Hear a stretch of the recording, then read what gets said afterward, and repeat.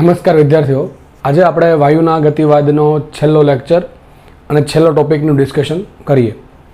ટોપિકનું નામ છે વાયુ માટે વિશિષ્ટ ઉષ્મા. વિશિષ્ટ ઉષ્માને ઇંગ્લિશમાં કહેવાય સ્પેસિફિક હીટ.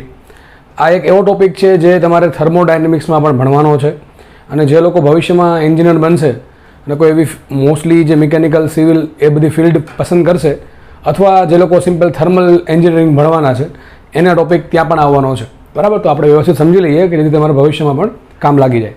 તો પહેલાં આપણે શબ્દ સમજીએ વિશિષ્ટ ઉષ્મા.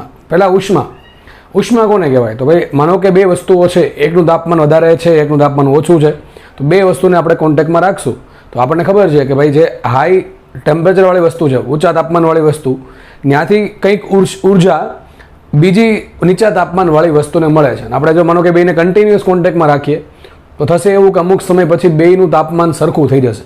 ટૂંકમાં પહેલાં પાસે વધારે તાપમાન હોવાના કારણે વધારે ઉર્જા હતી, બીજા પાસે ઓછું તાપમાન હોવાના કારણે ઓછી ઉર્જા હતી, પણ થયા છેલ્લે એવું કે બેની ઉર્જા થઈ ગઈ સરખી. એટલે કે જે આપણે ઉષ્મીય ઉર્જાની વાત કરું છું, બરાબર છે. તો આ જે એવા પ્રકારની ઉર્જા કે જે તાપમાનના તફાવતના કારણે ઊંચા તાપમાનવાળી વસ્તુમાંથી નીચા તાપમાનવાળી વસ્તુમાં વહન પામે છે એને સિમ્પલ કહેવાય ઉષ્મા. હવે જે આપણે ટોપિક ભણવાનો છે વિશિષ્ટ ઉષ્મા. ટૂંકમાં ઉષ્મા તો છે જ, પણ કંઈક વિશિષ્ટ પ્રકારની ઉષ્મા. ઇંગ્લિશમાં કહેવાય સ્પેસિફિક હીટ. શું કહેવાશે? Specific heat. હવે વિશિષ્ટ ઉષ્મા કોને કહેવાય? ચલો ઉપર છેલ્લું તમને સિમ્પલ સમજાવી દઉં. તો આવું છે કે માનો કે તમને એક્ઝામ્પલ આપીને સમજાવું તો માનો કે એક પાત્ર છે, એ કોઈ પણ પાત્ર લઈ શકો તમે. એ પાત્રમાં તમે નાખી દીધું 1 કિલોગ્રામ પાણી. કેટલું પાણી નાખ્યું? 1 કિલોગ્રામ પાણી નાખી દીધું. હવે શું કરવાનું છે? તમારે પાણીને ગરમ કરવાનું છે. માનો કે કોઈ પાત્ર છે, એ પાત્રમાં તમે 1 કિલોગ્રામ પાણી લઈ અને પાત્રને ગરમ કરવા મૂકો છો. નીચેથી આપણે ગેસ અથવા બર્નર સ્ટાર્ટ કરીએ અને ગેસ અથવા બર્નરના કારણે જે હીટ ઉત્પન્ન થશે એ હીટ કોને મળશે? પાત્રને મળશે. અને પાત્રથી છેલ્લે કોને મળશે? પાણીને મળશે. કન્ડક્શન અને કન્વેક્શનથી. કન્ડક્શન એટલે ઉષ્મા વહન અને ઉષ્મા નયન. કન્ડક્શન કન્વેક્શનથી પાણીને મળશે. તો ધીમે ધીમે પાણી ગરમ થશે. હવે આ પાણીને કેટલું ગરમ કરવાનું છે? 1 ડિગ્રી સેન્ટીગ્રેડ સુધી. માનો કે તાપમાન અત્યારે 20 ડિગ્રી સેન્ટીગ્રેડ છે, પાણીનું ગરમ કરવાનું છે આપણે 21 ડિગ્રી સેન્ટીગ્રેડ તાપમાન થાય ને ત્યાં સુધી. માનો કે આખો આપણે વિચારો એક્સપેરિમેન્ટ કરીએ છીએ કે પાણીનું કોઈ પાત્ર ભરેલું છે, એ પાણીના પાત્રને આપણે ગરમ કરીએ છીએ, એટલે સોરી ઇન શોર્ટ પાણીને ગરમ કરીએ છીએ અને એ પાત્રમાં 1 કિલોગ્રામ પાણી છે. હવે 1 કિલોગ્રામ પાણીને ગરમ કરવા માટે શું કરવું પડશે? આપણે એ પાણીના જથ્થાને આપણે ઉષ્મા આપવી પડશે. કેટલી પડે ઉષ્મા આપશું? કે જેથી 1 કિલોગ્રામ પાણીનું તાપમાન 1 ડિગ્રી સેન્ટીગ્રેડ અથવા 1 કેલ્વિન જેટલું વધે. જેટલું સેન્ટીગ્રેડમાં વધે એટલું જ કેલ્વિનમાં વધે, કારણ કે વચ્ચે સરવાળો, બે વચ્ચે સંબંધ સરવાળાનો છે. એટલે તો ધારો કે તાપમાન સેન્ટીગ્રેડમાં 1 ડિગ્રી વધે છે તો કેલ્વિનમાં આપણે 1 ડિગ્રી જ વધશે. તો વ્યાખ્યા બની ગઈ. જે ઉષ્મા આપવી પડે 1 કિલોગ્રામ જથ્થાનું તાપમાન 1 ડિગ્રી સેન્ટીગ્રેડ અથવા 1 કેલ્વિન વધારવા માટે આપણે જે ઉષ્મા આપવી પડે, બહારથી જે ઉષ્મા આપવી પડે એને કહેવાય વિશિષ્ટ ઉષ્મા. શું કહેવાશે? વિશિષ્ટ ઉષ્મા. આ વિશિષ્ટ ઉષ્મા છે એ ઘણી બધી વસ્તુ પર ડિપેન્ડ કરતી હોય છે. તમારે એટલું મગજમાં રાખવાનું છે. અત્યારે ડિપેન્ડ કરશે દ્રવ્યની જાત પર, મોસ્ટલી ડિપેન્ડ કરે, તાપમાન પર પણ ડિપેન્ડ કરે, પણ તાપમાનની અસર આપણે સિલેબસમાં નથી. મેં તમને કીધું એન્જિનિયરિંગમાં તમે ભણશો તો અહીંયા આપણે સમજશું કે વિશેષ ઉષ્મા કોના પર ડિપેન્ડ કરે? દ્રવ્યની જાત પર. માનો કે પાણીની જગ્યાએ આપણે કોઈ ઓઇલ મૂકી દઈએ અને આ ઓઇલને ગરમ કરવાનું છે, તો શું એવું જરૂરી છે કે 1 કિલોગ્રામ પાણી છે ને 1 કિલોગ્રામ ઓઇલ છે, બેનું તાપમાન ધારો કે 20 ડિગ્રી સેન્ટીગ્રેડ છે, બંનેનું તાપમાન વધારીને આપણે 20 માંથી કરવું છે 21, એટલે 1 ડિગ્રી વધારવું છે, તો બેને સરખી ઉષ્મા આપવી પડે? ના, એવું જરૂર નથી. બની શકે પાણીને વધારે ઉષ્મા જોતી હોય, ઓઇલને ઓછી જોતી હોય, અથવા આવું બને કે ઓઇલને વધારે જોઈએ, પાણીને ઓછી જોઈએ. તો આ જે વિશેષ ઉષ્મા છે એ કોના પર ડિપેન્ડ કરશે? દ્રવ્યની જાત પર ડિપેન્ડ કરે, તાપમાન પર ડિપેન્ડ કરે, બીજા બધા ફેક્ટર પર ડિપેન્ડ કરશે. પણ આપણે એવું મગજમાં રાખશું, તમે અત્યારે એવું રાખો કે ભાઈ જે વિશેષ ઉષ્મા છે એ દ્રવ્યની જાત પર ડિપેન્ડ કરે. હવે આ વિશેષ ઉષ્મા છે ને વધારે ડિટેલમાં તમારે સમજવું હોય, જો કે સમજવું જ જોઈએ, પણ તમારી પછી ક્યુરિયોસિટી જગ્યા છે, તમને ખબર હશે કેવી છે આ સબ્જેક્ટ પ્રત્યે. તો જે લોકોને વધારે સારી રીતે સમજવું છે એને છે ને મારી ચેનલ પર જવાનું. એમાં થર્મોડાયનેમિક્સનો પ્લેલિસ્ટ આખું બનાવેલું છે. એમાં થર્મોડાયનેમિક્સના લેક્ચર છે. એ થર્મોડાયનેમિક્સના લેક્ચરમાંથી પહેલો લેક્ચર જોવાનો છે. એમાં શું સમજાવવું છે? ઉષ્મા સમજાવવું છે, અલગ અલગ પ્રકારની ઉષ્મા સમજાવેલી છે, એમાં વિશેષ ઉષ્મા પણ સમજાવેલી છે. તો થર્મોડાયનેમિક્સનો તમારા લેક્ચર આજની તો કાલ જોવાના જ છે. અને તમારામાંથી ઘણા એવા વિદ્યાર્થી છે જે લોકો ઘણી સારી મહેનત કરે છે, એ લોકોએ ઓલરેડી થર્મોડાયનેમિક્સના લેક્ચર જોઈ નાખ્યા છે. તો આપણે જોવા તો પડશે. અત્યારે એટલીસ્ટ એક કામ કરજો, પહેલો લેક્ચર જોઈ લેજો. એમાં આ વિશિષ્ટ ઉષ્મા વિશે આમ તો આજે ભણવાના છીએ ને, એમાંથી લગભગ 90% વસ્તુઓ વિશે એમાં ભણાવેલું છે. બરાબર છે? એટલે અહીંયા હું ચર્ચા કરીશ જેટલી જરૂર છે એટલી. આ થોડુંક વધારે ડિટેલમાં કહીશ, બરાબર છે, પણ વધારે એનાથી ડિટેલમાં જવું હોય તો આ લેક્ચર તમારે જોઈ લેવું. બરાબર? તો ચલો સ્ટાર્ટ કરીએ આપણે. હવે જે વિશેષ ઉષ્મા છે ને એ ત્રણેય પદાર્થોને લાગુ પડે. ઘન પદાર્થને લાગુ પડે, પ્રવાહીને લાગુ પડે અને વાયુને લાગુ પડે. અહીંયા મેં સ્પેશિયલ લખ્યું છે વાયુ માટે વિશેષ ઉષ્મા, કારણ કે ચેપ્ટર આખું વાયુનું છે, તો આપણે વાયુ માટે વિશેષ ઉષ્મા જોશું. ઘન અને પ્રવાહી વિશે મેં વાત અહીંયા કરી છે, એમાં ત્રણેયની વાત કરી છે. થર્મોડાયનેમિક્સના પહેલા લેક્ચરમાં ઘન માટે, પ્રવાહી માટે અને વાયુ માટે, પણ આપણે અહીંયા ચર્ચા વાયુ માટે કરશું. તો જો વાયુ, હવે આપણે સિમ્પલ વિચારો, વાયુ છે વાયુ, શું એવું આપણે જરૂર છે કે દરેક વખતે આપણે એમ જ કે 5 ગ્રામ ઓક્સિજન, 10 ગ્રામ ઓક્સિજન, 20 ગ્રામ ઓક્સિજન, 32 ગ્રામ ઓક્સિજન, 64 ગ્રામ ઓક્સિજન, કે આપણે આવું પણ બોલીએ 2 mall oxygen, 3 mall oxygen, 5 mall oxygen, આવું બોલીએ છીએ. આપણે બંને રીતે યુઝ કરીએ છીએ. ભાઈ આપણે વાયુમાં દળની સંકલ્પનાનો યુઝ કરીએ અને મોલની સંકલ્પનાનો યુઝ કરીએ. ઘન પ્રવાહીમાં આવું ન હોય. ઘન પદાર્થમાં એવું ન હોય કે તમે 5 કિલોગ્રામ 5 મોલ લોખંડ લાવ્યા, 10 મોલ એલ્યુમિનિયમ લાવ્યું, ના હોય. ત્યાં મોસ્ટલી આપણે દળથી કામ ચલાવી લઈએ. પ્રવાહીમાં મોરોલેસ આપણે દળ અને કદનો જ યુઝ કરીએ છીએ. ક્યારેક ક્યારેક કેમિસ્ટ્રીમાં તમે મોલની સંકલ્પના યુઝ કરતા હશો પ્રવાહીમાં કે ભાઈ 5 મોલ પાણીનો જથ્થો છે, પણ પ્રેક્ટિકલમાં તો આપણે મોસ્ટલી પાણી છે કે કોઈ પણ પ્રવાહી છે એ મોસ્ટલી આપણે એને દળમાં કાં તો એના કદમાં, લીટરમાં યુઝ કરતા હોઈએ છીએ. તો જે મોલની સંકલ્પના છે એ મોસ્ટલી યુઝ ક્યાં થાય? વાયુ માટે યુઝ થાય. તો અહીંયા આપણે વિશિષ્ટ ઉષ્મા ભણવાની છે 2 પ્રકારની. જો વાયુ માટે 2 પ્રકારની વિશિષ્ટ ઉષ્મા હોય, એક દળ આધારિત હશે અને એક હશે મોલ આધારિત. પહેલા આપણે ભણીએ દળ આધારિત, પછી ઓટોમેટિક તમને મોલ આધારિત આવડી જશે. હજી કહું છું, હું અહીંયા જેટલી જરૂર છે એનાથી થોડીક વધારે માત્રામાં સમજાવીશ, ડિટેલમાં સમજવું તો અહીંયા સમજો. એવું નહીં કે અહીંયા લેક્ચર નહીં જોવો તો આ કંઈ નહીં આવડે, બધું આવડી જશે.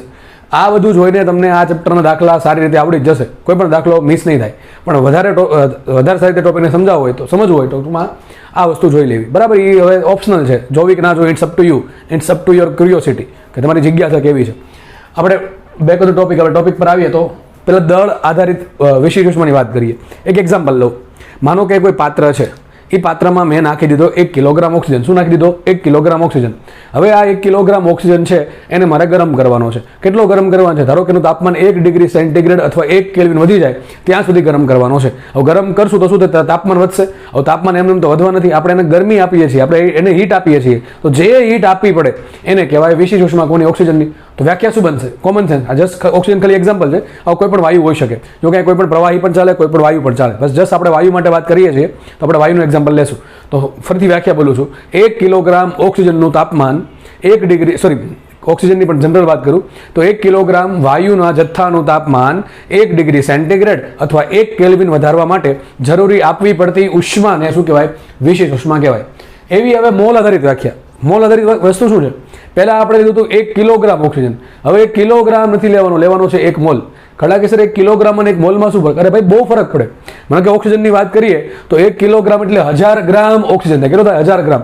પણ આપણે 1 મોલ ઓક્સિજનની વાત કરીએ તો થશે 32 ગ્રામ. તો 1000 ગ્રામને ગરમ કરવાનો છે, 32 ગ્રામને ગરમ કરવાનો છે. આ 1000 ગ્રામ છે 1 કિલોગ્રામ છે અને 32 ગ્રામ છે 1 મોલ છે. તો બેમાં ઘણો ડિફરન્સ છે. 32 ગ્રામ અને 1000 ગ્રામમાં ઘણો ફરક છે. બરાબર છે?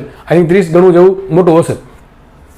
તો તમે જુઓ તો ભાઈ ક્યારેક આપણે કિલોગ્રામ વાપરીએ, ક્યારેક આપણે મોલ વાપરીએ. જો તમે મોલ વાપરશો ને, વ્યાખ્યામાં મોલ શબ્દ વાપરશો તો જે વિશિષ્ટ ઉષ્મા મળે એને કહેવાય મોલર વિશિષ્ટ ઉષ્મા. શું કહેવાય? મોલર વિશિષ્ટ ઉષ્મા. અને સિમ્પલ તમે દળ વાપરો તો ખાલી નામ છે એનું વિશિષ્ટ ઉષ્મા. બરાબર છે? વાયુમાં 2 પ્રકારની આવે, કારણ કે આપણને ખબર છે કે વાયુનું ડીલિંગ જે કરીએ આપણે એ દળમાંય કરીએ અને મોલમાંય કરીએ છીએ. ઘન અને પ્રવાહીમાં મોસ્ટલી શું આવશે? ખાલી દળ આધારિત વિશિષ્ટ ઉષ્મા આવે. ને ખાલી સિમ્પલ શું કહેવાય? વિશિષ્ટ ઉષ્મા કહેવાય. વાયુમાં 2 પ્રકાર છે, દળ આધારિત અને મોલ આધારિત. બરાબર છે? મોસ્ટલી આપણે આ યુઝ થશે. મોટા ભાગના કેસમાં આમ તો આપણે 99.99% દાખલામાં આ જ યુઝ કરશું વાયુ માટે. ઘન અને પ્રવાહીમાં આ યુઝ થાય, વાયુમાં બંને યુઝ થાય, પણ મોટા ભાગે યુઝ થશે આ. એવું નહીં કે આ યુઝ નહીં થતી, યુઝ થાય છે પણ મોટા ભાગે આ યુઝ થાય છે. તો હવે મોલ આધારિત વ્યાખ્યા શું હોય? સિમ્પલ 1 કિલોગ્રામ જથ્થો છે જગ્યાએ શું કરી નાખો? 1 મોલ જથ્થો. તો વ્યાખ્યા શું બનશે અહીંયા? કે 1 મોલ વાયુના જથ્થાનું તાપમાન 1 ડિગ્રી સેન્ટીગ્રેડ અથવા 1 કેલ્વિન વધારવું હોય તો જે આપણે બહારથી ઉષ્મા આપવી પડે એને કહેવાય મોલર વિશિષ્ટ ઉષ્મા. સિમ્પલ શબ્દ છે વિશેષ ઉષ્મા. જ્યારે શબ્દ છે મોલર, આ શબ્દ મહત્વનો છે ભાઈ, મોલર. બરાબર છે? કોન્સેપ્ટ આખો બદલી જશે. બરાબર? 1 કિલોગ્રામ આવશે, અહીંયા 1 મોલ આવશે. એટલે ફરક તો છે, બરાબર, ઘણો ફરક છે. તો અહીંયા આવશે મોલર વિશિષ્ટ ઉષ્મા. ચલો હવે તો એ તો ખબર પડે કે વિશિષ્ટ ઉષ્મા કોને કહેવાય? 1 કિલોગ્રામ અથવા 1 મોલ જથ્થો છે, એનું તાપમાન 1 ડિગ્રી સેન્ટીગ્રેડ અથવા 1 કેલ્વિન વધારવું છે તો જે ઉષ્મા આપવી પડે એને કાં તો વિશિષ્ટ ઉષ્મા કહેવાય, દળની સંકલ્પના હોય તો, અને કાં તો કહેવાય મોલર વિશિષ્ટ ઉષ્મા. હવે આપણે ભણીએ આ તાપમાન વધારવાનું કેમ? તો મોસ્ટલી ઘણી બધી રીતે તાપમાન વધી શકે. આપણે ખબર છે તાપમાન ઘણી બધી રીતે વધી શકે, પણ આપણે મારે 2 પ્રોસેસ કન્સિડર કરવાની છે તાપમાનના વધારા માટે. એક કરવાની છે અચલ દબાણે અને એક કરવાની છે અચલ કદે. હું તમને 2ને એક્ઝામ્પલ આપી દઉં. માનો કે તમને પાણીનું એક્ઝામ્પલ આપું છું. માનો કે આપણા ઘરે પાણીની એક તપેલી છે અથવા એક પાત્ર છે, એ પાત્રમાં મારે 1 કિલોગ્રામ પાણી નાખ્યું. એક માનો કે કોઈ વાસણ છે, બરાબર છે, યુટેન્સાઇલ. તો અહીંયા મેં શું કર્યું કે આમાં 1 કિલોગ્રામ પાણી એડ કર્યું. શું કર્યું? 1 કિલોગ્રામ પાણી એડ કરી દીધું. 1 કિલોગ્રામ પાણી એડ કરીને આપણે શું કર્યું? એને કોઈ બર્નર પર મૂકી અથવા ગેસ પર મૂકી દીધું. અને આપણે શું કરશું? ગેસ ઓન કરીએ અને ધીમે ધીમે ગરમી કોને મળશે? પાણીને મળશે. પેલા પાત્રની નીચે સપાટી ગરમ થશે, એમાં કન્ડક્શન થઈને પાત્રનો એક છેડામાંથી બીજો છેડો ગરમ થશે, જે પાણીના કોન્ટેક્ટમાં છે, પછી કન્વેક્શન થઈને પાણીના 1 બાય 1 લેયર ગરમ થશે. આ પ્રમાણે પાણી ગરમ થશે. તો માનો કે હવે શું કર્યું છે, એક પાત્ર લીધું, એમાં 1 કિલોગ્રામ પાણી એડ કરી દીધું, એને આપણે મૂક્યું બર્નર પર, બર્નર સ્ટાર્ટ કરશું એટલે બર્નરમાંથી જે હીટ છે કોને મળશે, પાણીને, અને બાય ધ વે છેલ્લે અંતિમ કોને મળશે, છેલ્લે મળશે આપણે પાણીને, બરાબર, પાત્રમાંથી ડાયરેક્ટલી મળશે પાણીને. ઓકે, તો હવે પાણીને ગરમ કરવાનું છે, તો મારે પ્રક્રિયા રાખવાની છે અચલ દબાણ, અને એક વખત પ્રક્રિયા રાખવાની છે અચલ કદ. હવે અચલ દબાણ ક્યારે ને અચલ કદ ક્યારે રહે? સિમ્પલ. માનો કે તમે પાત્ર છે ઉપરથી ખુલ્લું રાખો છો, હવે ખુલ્લું પાત્ર જે થશે શું, આની આજુબાજુ આની ભાઈ આની ઉપર હવા હોય કે ન હોય? ખુલ્લું પાત્ર છે એટલે ડેફિનેટલી હવા હશે. કોની હવા હોય? વાતાવરણની હવા હોય. હવે સીધી વાત છે કે આ પાત્ર ગરમ થવાના કારણે ઉપરનું પાણી ગરમ થાય, એના કારણે આજુબાજુની હવા ગરમ થાય, થોડુંક એનું પ્રેશર ચેન્જ થાય. પણ જો વાતાવરણ તો કેટલું બધું મોટું છે, અને આટલું પાણી ગરમ કરવાથી આજુબાજુની થોડીક હવાને ફરક પડે, આજુબાજુની ઘણી બધી હવાને કંઈ ફરક જ નહીં પડે ગરમ થવામાં, બરાબર છે. ઓકે, તો મતલબ કે આ કેસમાં જો આપણે પાત્રને ખુલ્લું રાખીને ગરમ કરશું, બરાબર છે, તો ઉપરની હવાનું પ્રેશર કેવું રહે? અચલ રહે. કેટલું હશે? Atmospheric pressure. કેટલું હશે? 1 atm.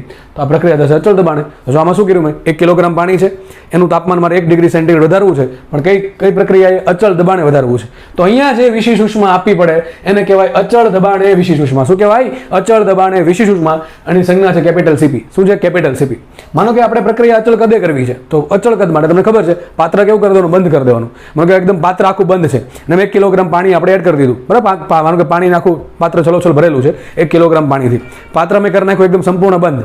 હવે શું કરીએ? સેમ પ્રોસેસ કરીએ. પાત્રની અંદર શું છે? 1 કિલોગ્રામ પાણી છે, તાપમાન કોઈ પણ છે, બરાબર. હવે શું કરીએ આપણે? એને આપણે ગરમ કરીએ છીએ. ગરમ થવાના કારણે એનું તાપમાન 1 ડિગ્રી સેન્ટીગ્રેડ વધારવું છે, તો અહીંયા પણ ઉષ્મા આપવી પડશે. પણ આ પ્રક્રિયા હતી અચલ દબાણે, આમાં હતી અચલ કદે. તો અહીંયા જેટલી ઉષ્મા આપવી પડે એનાથી અહીંયા કંઈક ઓછી ઉષ્મા આપવી પડે. ઘણા કહેશે કેમ ઓછી, વધુ કેમ નહીં? સમજીએ છીએ. તો ટૂંકમાં પહેલી વાત તો એ કે બેમાં અલગ અલગ ઉષ્મા આપવી પડશે. તો અહીંયા જે ઉષ્મા આપવી પડે એને કહેવાય અચળ દબાણે વિશિષ્ટ ઉષ્મા, અને અહીંયા જે ઉષ્મા આપવી પડે એને કહેવાય અચળ કદે વિશિષ્ટ ઉષ્મા. એની સંજ્ઞા છે કેપિટલ CV. શું છે? Capital CV. બીજી સંજ્ઞા હોઈ શકે, પણ આપણે આ રાખશું. અચળ દબાણને કહેશું કેપિટલ CV, અચળ કદને કહેશું કેપિટલ CV. સોરી, અચળ દબાણને કહેશું કેપિટલ CP, અચળ કદને કહેશું capital CV.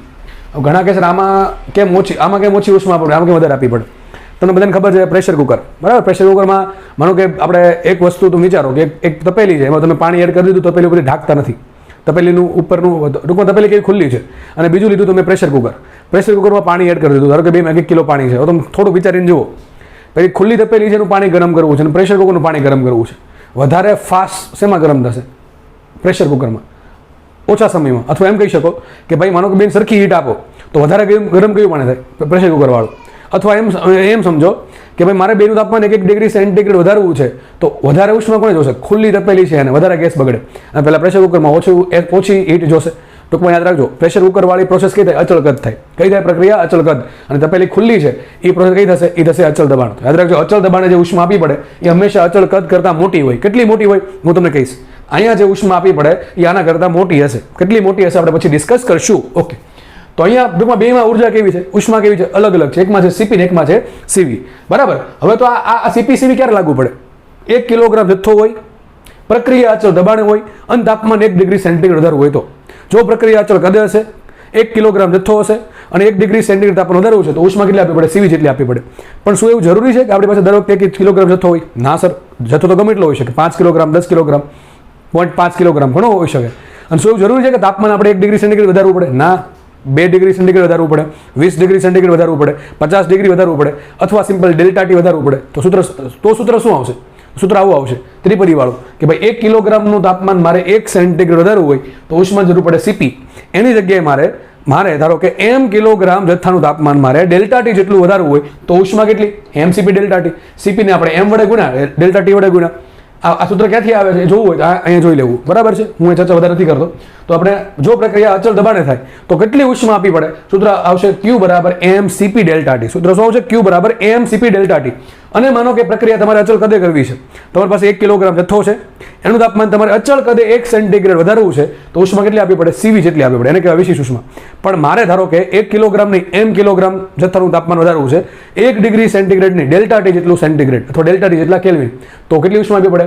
mCP delta T, બરાબર. સૂત્ર ત્રિપદીથી આવે ભાઈ 1 કિલોગ્રામ માટે આટલી ઉષ્મા, તો m કિલોગ્રામ માટે કેટલી? 1 સેન્ટીગ્રેડ માટે આટલી ઉષ્મા, તો ડેલ્ટા T સેન્ટીગ્રેડ માટે કેટલી? તો સૂત્ર આવી જશે સિમ્પલ, Q બરાબર mCV ડેલ્ટા T. તો આ શું આવી? કુલ ઉષ્મા 1 કિલોગ્રામ હોય, 1 સેન્ટીગ્રેડ હોય તો ઉષ્મા આવશે CP અને CV, બરાબર છે. પણ કોઈ વધારે હોય, m કિલોગ્રામ હોય, વધારે તાપમાન વધારવું હોય, અથવા 1 ડિગ્રીથી ઓછું વધારે હોય, ટૂંકમાં કોઈ પણ કેસમાં સૂત્ર લાગુ પડશે. અચલ દબાણ થાય પ્રક્રિયા તો Q બરાબર આવશે mCp ડેલ્ટા ટી, અને જો અચલ કદે થાય તો આવશે સૂત્ર બરાબર mCv ડેલ્ટા ટી. તો CP શું છે તમને આઈ થિંક થોડો બેઝિક આઈડિયા આવી ગયો હશે, બરાબર છે. મગજમાં રાખો 1 કિલોગ્રામ 1 સેન્ટીગ્રેડ એટલે ઓટોમેટિક યાદ રહી જશે. હવે આપણે જોઈએ મોલ આધારિત વિશિષ્ટ ઉષ્મા એટલે કે મોલર વિશિષ્ટ ઉષ્મા.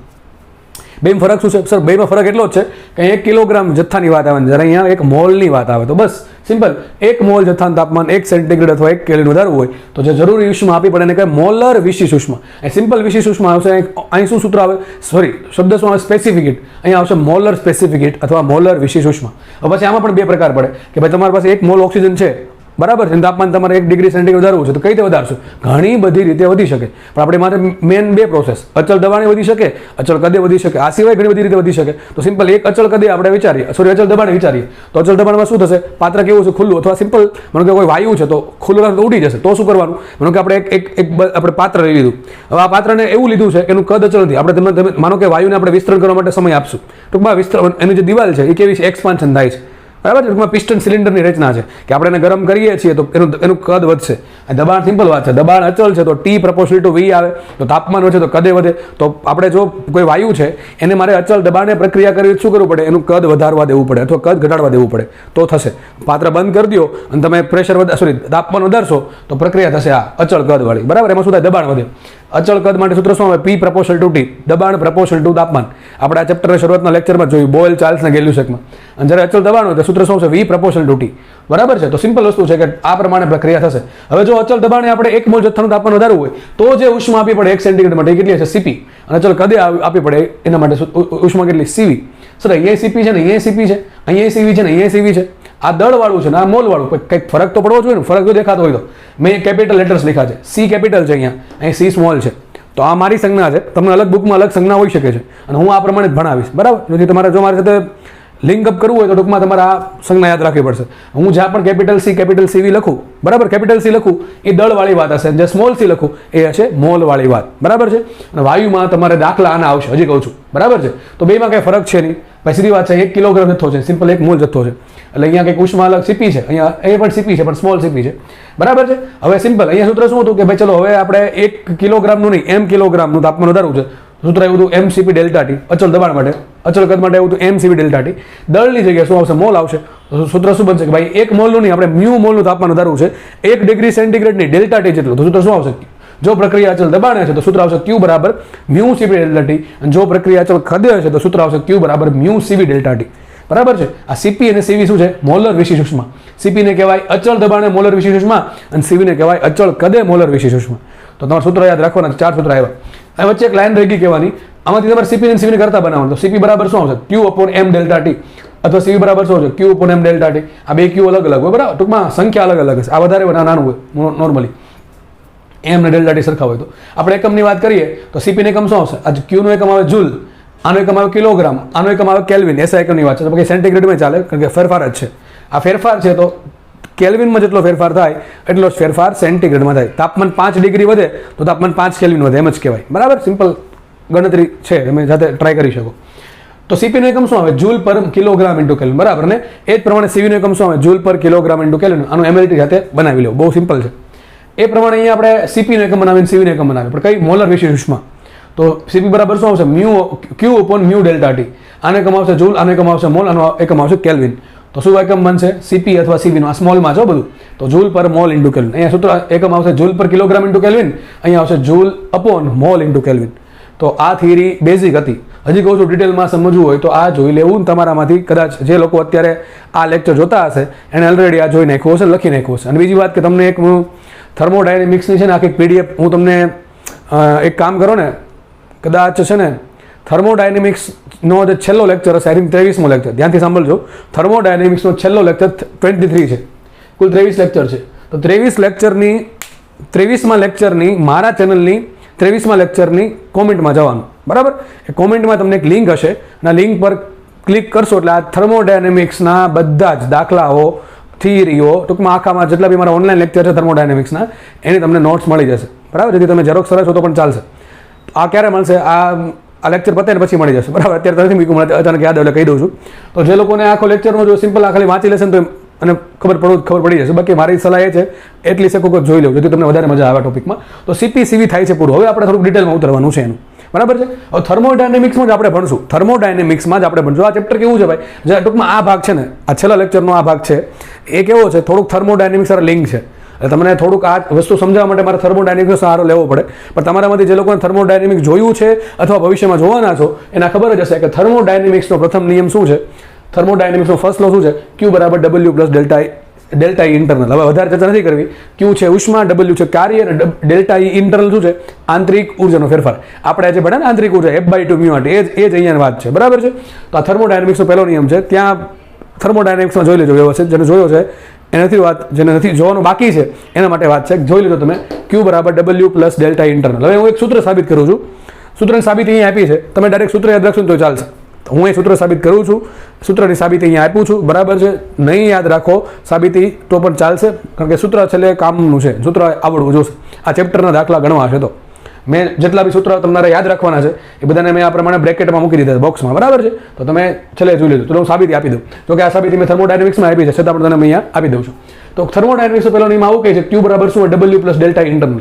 હવે આપણે જોશું થર્મોડાયનેમિક્સમાં કે અચળ કદે પ્રક્રિયા થાય. કોઈ પણ પ્રોસેસ કેવી છે, અચળ કદે છે. તો અચળ કદે પ્રક્રિયા થતી હોય ત્યારે વાયુ દ્વારા અથવા વાયુ પર કોઈ કાર્ય કરવાની જરૂર નથી. તો અચળ કદવાળી પ્રક્રિયા માટે W બરાબર 0 હોય. ઘણા થશે આવ્યું ક્યાંથી આવ્યું એ જોવું હોય તો આમાં જોઈ આવજો, બરાબર છે. મારી સલાહ છે કે આ જોઈ નાખજો તો તમને ખબર પડી જશે. અથવા અત્યારે સ્વીકારી લો કે આવું હોય છે, આવું જ હોય છે. કેમ હોય છે આમાં કીધું છે. તો અચળ કદે પ્રક્રિયા થાય તો W બરાબર 0 હોય. તો સૂત્ર શું છે, Q બરાબર W plus delta internal. Sorry, પણ જો પ્રક્રિયા અચળ કદે હશે તો સૂત્ર શું આવશે, Q બરાબર ડેલ્ટા ઇન્ટરનલ, W બરાબર 0 છે. એટલે તો આપણે સૂત્ર મળી ગયું અચળ કદ વાળી પ્રક્રિયા માટે શું લખાશે, અચળ કદ વાળી પ્રક્રિયા માટે લખાશે Q બરાબર ડેલ્ટા E ઇન્ટરનલ. હવે Q શું છે, હમણાં આપણે જોયું હતું પ્રક્રિયા જ્યારે અચળ કદે થાય. અને હા, હવે જે પણ સમજાવું છું ને એ આના આધારિત સમજાવું છું, આના આધારિત. કારણ કે કોને વાત કરીએ, વાયુની વાત કરીએ. હજી કહું છું વાયુમાં બે પ્રકારની ઉષ્મા આવે, દળ આધારિત, મોલ આધારિત. હવે જે પણ સૂત્ર, જેટલા પણ સૂત્ર લખ્યા છે, જેટલા પણ સૂત્ર એ બધા આના આધારિત છે. મગજમાં રાખવું. એટલે હું ક્યારે બોલીશ નહીં મોલર મોલર મોલર, તમારે સમજી જવાનું. CPCV આવ્યું એટલે કયું છે ભાઈ, CPCV 4 થયા. અહીંયા CP આવે, અહીંયા CV આવે, અહીંયા CP આવે, અહીંયા CV આવે. આ છે દળ વાળું, આ છે મોલ વાળું. બેમાં બહુ ફરક છે, બરાબર છે. બે વચ્ચે સંબંધ કંઈક છે, બે વચ્ચે કંઈક સંબંધ છે. સંબંધ શું છે આમાં કીધો છે, આમાં હું ઘડી પછી કહું છું, બરાબર. સમય રહેશે તો બાકી આમાં તો કીધેલો છે. ઓકે ચલો, કારણ કે આ જે સંબંધ છે એ વાત આવશે થર્મોડાયનેમિક્સ એટલા માટે. ઓકે, ફટાફટ આપણે જોઈએ. તો હવે હું જ્યાં પણ અહીંયા CPCV લીખું છે, અહીંયા જ્યાં પણ CPCV લીખું છે એ બધું મોલર વાળું. કેવું છે, મોલર વિશિષ્ટ ઉષ્મા છે, અચળ દબાણની અને અચળ કદની. હવે આપણે હમણાં જોયું હતું કે અચળ કદે પ્રક્રિયા થાય તો સૂત્ર શું આવશે, અચળ કદ વાળી પ્રક્રિયા સૂત્ર શું, Q બરાબર મ્યુ CV ડેલ્ટા T. શું આવશે અચળ કદ માટે, Q બરાબર મ્યુ CV ડેલ્ટા. લખ્યું છે Q બરાબર મ્યુ CV ડેલ્ટા T. યાદ કરો, તમને આવું ભણાવ્યું હતું લાસ્ટ લેક્ચર્સમાં કે સૂત્ર શું આવશે, E ઇન્ટરનલ બરાબર શું આવે, F/2 મ્યુ RT. સૂત્ર શું આવે, E બરાબર આવશે F/2 મ્યુ RT. પણ મારે અહીંયા ડેલ્ટા નું કામ છે ને, ડેલ્ટા ઇન્ટરનલ. તો જો F તો અચળ હોય, મ્યુ અચળ હોય, R હતું વિરુદ્ધ તાપમાન. તમને એવું કીધું હતું કે આંતરિક ઉર્જા ક્યારે બદલે, તાપમાન વધે ઘટે તો. જો મ્યુ અચળ હોય તો આપણે એક કામ કરીએ, ડેલ્ટા E નું સૂત્ર શું આવશે, તો ડેલ્ટા E ઇન્ટરનલ બરાબર શું આવશે, F/2 મ્યુ R ને રેખા અને T જગ્યાએ લખું ડેલ્ટા T. તમને આ ફેરફાર વાળું સૂત્ર મળી ગયું. તો મારી પાસે બે વસ્તુ છે, Q મળી ગયું, ડેલ્ટા ઇન્ટરનલ મળી ગયું. તો અચળ કદે પ્રક્રિયા થતા આપણે શું કરીએ, આપણે સરખાવી શકીએ. બેન સરખાવવાને કા તો Q બરાબર શું લીધું મેં, અહીં Q અહીં લખ્યું છે અચળ કદ માટે આપણે આમાં પાછું લખ્યું અહીંયા Q બરાબર ડેલ્ટા ઇન્ટરનલ. અચળ કદ વાળી પ્રક્રિયા છે તો જ આ લખે, બાકી લખાય નહીં. કોઈ પણ પ્રક્રિયા માટે આ લખે, પણ અચળ કદ હોય તો જ આ લખી શકો. આપણી પ્રક્રિયા અચળ કદે છે માની લ્યો તો સૂત્ર શું છે, Q બરાબર ડેલ્ટા ઇન્ટરનલ. Q બરાબર શું આવે, મ્યુ CV ડેલ્ટા T. લખી નાખ્યું. ડેલ્ટા ઇન્ટરનલ બરાબર શું આવે, F/2 mu R delta T. શું આવશે, અહીંયા લખ્યું છે mu F/2 mu R delta T. તો બેને કમ્પેર કરો, જો મ્યુ ઉડી જશે, ડેલ્ટા T ઉડી જશે, વધે શું ખાલી CV વધશે. CV બરાબર શું આવશે, FR/2. શું આવે, FR/2. Most IMP equation. હજી કહું છું મોસ્ટ IMP ઇક્વેશન. આ સૂત્ર કોનો સંબંધ આપે, આ સૂત્ર સંબંધ આપશે મને મુક્તતાના અંશ F, વાયુનો સહજાયક અચળાંક R અને CV. CV કઈ છે, આ CV છે ભાઈ, આ CV છે. એટલે કઈ અચળ કદ વાળી મોલર વિશેષ ઉષ્મા છે. આને કોઈ લેવા દેવા છે ને અત્યારે હાલ પૂરતા, બરાબર. એમ તમારે આવું યાદ રાખવાનું, R શેમાં વિચારો, R ના એકમમાં શું આવે, જૂલ પર મોલ, બરાબર ને. શું આવે, જૂલ પર મોલ ઇન્ટુ કેલ્વિન. R નો એકમ શું આવે, જૂલ પર મોલ ઇન્ટુ કેલ્વિન. સિમ્પલ. આ મોલમાં આવે તો આપણે મોલ વાળું જશે. કપડાં વર્તી કહું છું, R નો એકમ શું થાય, ટૂંકમાં R ક્યાં આવે, મોલમાં આવે, કિલોગ્રામમાં આવે. સિમ્પલ છે. R નો એકમ શું હોય, જૂલ પર મોલ ઇન્ટુ કેલ્વિન. F તો એક સંખ્યા છે, એકમ તો હોય નહીં, જુદી વાત છે. CV નો એકમ શું હોય, જૂલ પર મોલ ઇન્ટુ કેલ્વિન. છે કે નહીં, જૂલ પર મોલ ઇન્ટુ કેલ્વિન. તો તમને એમ યાદ રહી જશે કે જ્યાં પણ R વાળું સૂત્ર આવશે એ કઈ છે, મોલર છે. કઈ છે, મોલર છે. તો મને એક સૂત્ર મળી ગયું, મોસ્ટ આઈમ્પી સમીકરણ CV બરાબર શું હોય, FR/2. સમીકરણ નંબર 1 મગજમાં રાખવું, CV બરાબર FR/2. હવે બીજું સૂત્ર આપણે એવું ભણેલા છે કે આંતરિક ઉર્જા કેટલી હોય F/2 મ્યુ RT. કેટલી હોય F/2 મ્યુ RT. ત્રીજું છે નિરપેક્ષ તાપમાન છે F છે, મુક્તતાના અંશ મ્યુ છે મોલ ને R છે સાર્વત્રિક અચળાંક. એક કામ કરીએ, આ જે ઇન્ટરનલ છે ને એનું વિકલન કરું તાપમાન સાપેક્ષ. કોણ સાપેક્ષ? તાપમાન સાપેક્ષ. સમય સાપેક્ષ નહીં. સમય ક્યાં આવે છે? સમય સાપેક્ષ વિકલન 0 થાય. તમારે બદલે શું? મોસ્ટલી બદલશે તાપમાન. માનો કે અચળ જથ્થો છે એટલે મ્યુ અચળ છે અને કોઈ વાયુની આંતરિક ઉર્જા આટલી છે. માનો કે તાપમાનમાં સૂક્ષ્મ ફેરફાર થયો તો એને આંતરિક ઉર્જામાં કેટલો ફેરફાર થાય, અથવા તાપમાનની સરખામણીમાં આ તાપમાનની સાપેક્ષે આંતરિક ઉર્જાનો ફેરફાર, એને કહેવાશે આંતરિક ઉર્જાનું તાપમાન સાપેક્ષ વિકલન. ટૂંકમાં આ પદનું વિકલન કરવાનું છે. F કેવા હોય? અચળ હોય. મ્યુ કેવા હોય? F અચળ એટલા માટે કે વાયુ એક વખત નક્કી કરી નાખો, તમે નક્કી કરી નાખો ઓક્સિજન વાયુ છે, F કેટલા હોય? કા 5 હોય કા 7 હોય, બરાબર છે. તો માનો કે આપણે આનું વિકલન કરીએ તાપમાન સાથે, તો F કેવા અચળ, મ્યુ કેવા અચળ, R કેવા અચળ, તો આખું લખી નાખું d internal by dt બરાબર d/dt. e internal ની કિંમત મૂકી F/2 મ્યુ RT બરાબર. હવે શું કરીએ આપણે? કોમન શું નીકળશે? F/2 mu R. એ કોમન નીકળી ગયું તો F/2 મ્યુ R કોમન નીકળી ગયું. વધ્યું શું? T. તાપમાનનું તાપમાન સાપેક્ષ વિકલન શું થાય? 1. તો સૂત્ર આવી ગયું F/2 mu R. F/2 R into mu. હવે એક કામ કરીએ, જો જથ્થો હું 1 મોલ લઈ લઉં, વાયુનો જથ્થો 1 મોલ લઈ લઉં, તો મ્યુ બરાબર શું મૂકું? 1 મૂકી દઉં. સૂત્ર શું આવી જશે? d e internal ભાગ્યા dt. એટલે શું થાય કે આંતરિક ઉર્જાનો સમય ક્યાં? તાપમાન. આંતરિક ઉર્જાનું તાપમાન સાપેક્ષનું પેલું વિકલન શું આપશે મને? Fr/2 આપશે, બરાબર ને? મ્યુ બરાબર 1 મૂકી દો તો શું આવશે? Fr/2. પણ Fr/2 CV કહેવાય, તો સૂત્ર Fr/2 બરાબર એવું CV. તો બહુ મોસ્ટ IMP સમીકરણ મળી ગયું. યાદ રાખજો, આંતરિક ઉર્જાનું તાપમાન સાપેક્ષનું વિકલન શું આપશે? Fr/2 બરાબર CV આપશે, પણ ક્યારે? મ્યુ બરાબર 1 મોલ હોય તો. મતલબ એમ કહેવા માંગે છે સમીકરણ કે ભાઈ માનો કે કોઈ વાયુ જથ્થો 1 મોલ જથ્થો છે, આ વાયુના જથ્થામાં જે આંતરિક ઉર્જા છે એનું તાપમાન સાપેક્ષનું પહેલું વિકલન, ટૂંકમાં તાપમાનની સાપેક્ષનું વિકલન શું આપશે મને? એ વાયુ માટે કેટલી, ટૂંકમાં આ વિકલન કેટલું હશે? એ વાયુની અચળ કદે મોલર વિશિષ્ટ ઉષ્મા જેટલું, ટૂંકમાં હશે Fr/2 અને Fr છે. Fr/2 એટલે સિમ્પલ હશે CV. કેટલું હશે? આ CV જેટલું. એક કામ કરજો ને, આ બોર્ડમાં ઘણું બધું લખ્યું છે, તો એક બોર્ડનો આખું મસ્ત એવો પિક્ચર પાડીને હું છે ને કોમેન્ટમાં મૂકી દઈશ. આગળ લેક્ચર મૂકી દઈશ અને આ લેક્ચર પણ મૂકી દઈશ, બરાબર? જેથી તમને વ્યવસ્થિત તમે લખી શકો. ઓકે, ચલો આપણે આગળ વધીએ. તો મને એક સૂત્ર મળી ગયું CV નું, બરાબર? બે સૂત્ર મળ્યા. તો CV બરાબર શું? Fr/2. અને બીજું સૂત્ર શું આવ્યું? CV બરાબર d internal by dt. આનો આપણે ઉપયોગ થર્મોડાયનેમિક્સમાં કરશું, બરાબર? ક્યાં કરું? થર્મોડાયનેમિક્સ. આ છે, બરાબર? Fr/2. ઓકે, આગળ વધીએ. એક સૂત્ર તમને સાબિત નથી કરતો, બરાબર? મિનિંગ છે નહીં, તમને કદાચ ખબર હશે, તમારા મોટા ભાગના લોકો અહીંયાથી પરિચિત હશે આ સૂત્રથી, બરાબર છે? સૂત્ર છે CP - CV બરાબર R. બહુ IMP સૂત્ર, અથવા કહો બધા સૂત્રનો બાપ છે આ સૂત્ર, બરાબર? CP - CV બરાબર R. તો CP - CV બરાબર R. પણ હજી મગજમાં રાખવું, આ CP CV કયા છે? આ નથી. આ CP CV કયા છે? મોલર વાળા છે. અને કોમન સેન્સ છે કે R છે એટલે કયા આવે? મગજમાં રાખો, મોલ વાળા જ આવે. કારણ કે R ક્યાં આવે? મોલમાં આવે, બરાબર ને? તો CP - CV બરાબર R. તો આ મને સંબંધ મગજમાં રાખજો, બહુ IMP સમીકરણ છે. આ બે સમીકરણ આખું ચેપ્ટર ડિસાઈડ કરશે. આ એક સમીકરણ, આ CV બરાબર Fr/2, નેક્સ્ટ સમીકરણ. આનો આપણે યુઝ અહીંયા નથી કરવાનો, આ કરશું થર્મોડાયનેમિક્સમાં. મેં અહીંયા રસ્તામાં આવ્યું એટલે વચ્ચે તમને સાબિત કરી દીધું, બરાબર છે? આ બે સૂત્રથી આખું ચેપ્ટર ડિસાઈડ કરશે. ચલો હવે સમજજો. તો મને સૂત્ર મળી ગયું CV બરાબર Fr/2 અને બીજું સૂત્ર મળી ગયું CP - CV બરાબર R. CP - CV બરાબર R. મેં તમને પહેલા કીધું હતું કે દબાણ વાળે, મતલબ કે આ કેસમાં ઉર્જા વધારે જોઈએ, આ કેસમાં ઓછી ઉર્જા જોઈએ. આ તો જસ્ટ પ્રવાહીને લાગુ પડે. વાયુનું મેં કીધું હતું કે એક પાત્ર લેવાનું, એમાં આપણે શું કરશું? 1 કિલોગ્રામ જથ્થો લેશું, ગરમ કરશું એટલે પાત્ર ધારો કે એનું વિસ્તરણ થતું હોય, એ ટૂંકમાં V પ્રપોર્શનલ ટુ T રહેતું હોય, એ પ્રમાણે પ્રક્રિયા થશે તો એને કહેવાય અચળ દબાણ, અને જે ઉષ્મા આપવી પડે એને કહેવાય CV.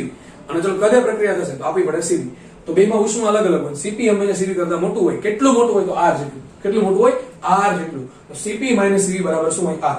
હવે મને એક કામ કરીએ, આપણે આમાંથી કરતા બનાવે CP ને. કોને કહેવાય CP? જો મેં એક ચોખ્ખા શબ્દ લખ્યું છે, CP અને CV કયા છે? અહીંયા મોલર વિશિષ્ટ ઉષ્માઓ છે. કે મોટા ભાગના લોકો ભૂલ કરતા હોય છે. ઓકે, હવે એક કામ કરીએ, CP ને કરતા બનાવો. CP બરાબર શું આવશે? R + CV. CP બરાબર શું આવશે? R + CV. CV બરાબર શું સાબિત થયું? Fr/2. તો મૂકી દીધું CP બરાબર R + CV અને CV બરાબર મૂક્યું Fr/2. કારણ કે જેમ આપણે CV નું સૂત્ર મુક્તતાના અંશમાં લેવા હતા, એ જ પ્રમાણે મારે CP નું સૂત્ર પણ મુક્તતાના અંશમાં જોઈતું, એટલા માટે આપણે કર્યું. CP બરાબર શું આવશે? R + Fr/2. આમાંથી કોમન સેન્સ છે કે કોમન નીકળી શકે. R કોમન નીકળે શું આવશે? અહીંયા CP બરાબર R કોમન નીકળે શું વધે? 1 + F/2. સો સૂત્ર શું આવશે? CP બરાબર R કૌંસમાં 1 + F/2. શું આવે? અહીંયા શું આવે? F/2 હતું. ખાલી શું હતું? F/2. F/2 તો છે, ઉપરથી બધું +1 છે, ઇન્ટુ પાછા R. બેમાં R તો ગુણાકારમાં જ છે, બરાબર છે? અહીંયા શું છે? R/2 ને R ને ગુણાકારમાં છે F/2 છે. અહીંયા R ને ગુણાકારમાં છે 1 + F/2. તો આ મને મળી ગયું CP સૂત્ર. આવું પણ લખી શકાય. બેનો લસાઅ તો શું છે? 2 + F/2. તો તમે આ યાદ રાખો, આ યાદ રાખો, અથવા સિમ્પલ આવું યાદ રાખો ભાઈ કે CP બરાબર R + CV. મગજમાં આવું તો લાંબા સમય સુધી યાદ રહે તો સારી વાત કહેવાય.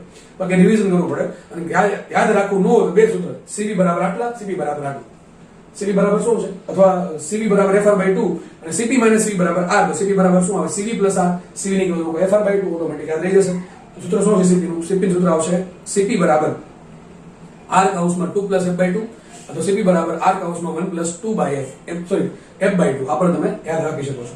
હવે ત્રીજો સૂત્ર અહીં નંબર આપ્યા છે પહેલું બીજું ત્રીજું ચોથું પાંચમું લઈ લઈએ. ગેમા એક અચળાંક છે. શું છે? ગેમા અચળાંક છે. જેનો મોસ્ટલી યુઝ ક્યાં થાય આપણે એડિયાબેટિક પ્રોસેસ સમોષ્ટિ પ્રક્રિયામાં તમને ખબર છે PV રેસ ટુ ગેમા બરાબર અચળ. તો એમાં જે ગેમા હતો રેસ ગેમા આ છે. ગેમા શું હોય વાયુ માટે? હવે વાયુ માટે ગેમા CP/CV ને CP ભાગ્યા CV ને કહેવાય ગેમા. તો જો આ બે બહુ મહત્વના સમીકરણ થઈ ગયા. CP માંથી CV બાદ થાય તો R આવે, CP માંથી CV બાદ થાય તો R આવે અને CP ભાગ્યા CV આવે ગેમા. હવે તમને મેં પહેલા કીધું કે CP મોટું હોય ને CV નાનું હોય. કેટલું મોટું હોય CP? R જેટલું. કેટલું મોટું હોય? R જેટલું. તો ભાઈ CP મોટું હોય CV નાનું હોય. સીધી વાત છે અંશ મોટો છેદનો આન્સર કેવો આવશે? 1 કરતા મોટો. યાદ રાખજો ગેમાની કિંમત હંમેશા 1 કરતા મોટી હોય. ગેમાની કિંમત હંમેશા 1 કરતા મોટી હોય. હવે ગેમાની કિંમત 1 કરતા મોટી ક્યારે થાય? વિચારો. માનો કે વિચારીએ આપણે કે શું ગેમાની કિંમત 1 હોઈ શકે? વિચારો ગેમાની કિંમત 1 ક્યારે થાય? તો CP અને CV હરખા હોય તો. હવે CP અને CV જો હરખા થાય તો R બરાબર 0 થઈ ગયું. પણ R તો ફિક્સ હોય. R કેટલા હોય? 8.314. R કોઈથી 0 ન હોય. ફરીથી કહું છું મારે ગેમમાં માનો કે 1 જોઈએ છે. ગેમમાં 1 જોવા માટે શું કરવું પડશે? CP અને CV કેવા લાવવા પડે? હરખા. ભાઈ અંશ અને છેદ સરખો હોય તો ભાગાકાર 1 આવે. તો CP CV કેવા થાય? સરખા થાય. તો બે સરખા હોય તો બાદ બાકી શું આવે? 0. તો સાબિત થઈ ગયું R બરાબર 0. પણ આપણે ખબર છે R કોઈથી 0 હોય નહીં. R ની કિંમત ફિક્સ હોય. કેટલી હોય? 8.314. તો કોઈથી R 0 ન હોય, કોઈથી CP અને CV સરખા ન હોય અને CP અને CV સરખા ન હોય તો ગેમા કોઈથી 1 ન હોય. તો મગજમાં રાખજો કોઈ પણ વાયુ હોય એના માટે ગેમા કદાપી 1 ના આવે. હંમેશા કેટલો આવશે? 1 થી મોટો આવશે. મગજમાં ઉતરી ગયું કે ન ઉતરી ગયું? તો બધા બેઝિક સૂત્ર છે 1 2 ને 3. બસ 1 2 ને 3 આ ત્રણ સૂત્ર આગળના ભાગના બેઝિક ઇક્વેશન છે. તમને મગજમાં આવવા જરૂરી છે. હવે એક કામ કરીએ, જેમ આપણે CP નું સૂત્ર CV નું સૂત્ર આપણે F માં લેવાના એ પ્રમાણે મારે ગેમા નું સૂત્ર પણ F સ્વરૂપે જોઈએ. તો હું શું કરીશું? CP નું સૂત્ર શું છે અહીંયા આપણે આ મૂકી દઈશું. CP બરાબર R કૌંસમાં 1 + F/2 અને CV બરાબર FR/2. તો લખું છે CP બરાબર આટલા, CV બરાબર આટલી. સોરી ભૂલ છે, FR/2 આવશે. ભૂલ છે, FR/2. Okay, FR/2.